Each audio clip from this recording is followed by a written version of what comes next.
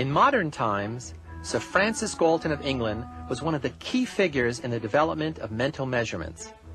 At the turn of the century, Galton tried to demonstrate the hereditary basis of intelligence. His work triggered a long tradition of controversy over the relative contributions of heredity and environment to intelligence. The other great early figure in assessment was a Frenchman named Alfred Binet, who published the first workable intelligence test in 1905. Binet's test was devised to measure intellectual performance of school children.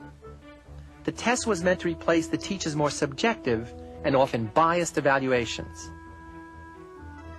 Binet believed that his test scores were only a practical estimate of current performance, not a measure of innate intelligence. He believed that test results should only be used to help identify those areas in which children needed special help. But the educators who administered his test rarely made these distinctions, as we'll see later. The key to Binet's approach was the quantification of a student's performance.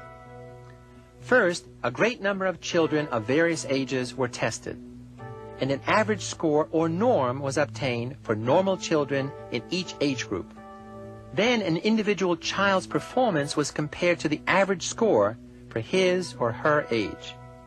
Test results were expressed in terms of mental age. When a child's score was average for a group of 5-year-olds, then the child was said to have a mental age of 5, regardless of his or her actual chronological age. Nowhere did Binet's test have a greater impact than in the United States. Millions of people were streaming in from Europe and Asia, and a vast public school system was emerging. How could the mental abilities of these newcomers be assessed? And there was also a flood of recruits enlisting in the army during the First World War. They too had to be tested for intelligence and aptitude. Assessment was being seen as a way to bring order to a chaotic society.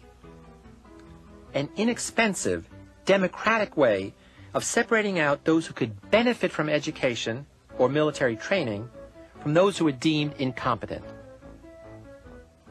Eventually, there was a growing acceptance of the idea that intelligence tests could be used to differentiate people in terms of their leadership ability and other socially important characteristics.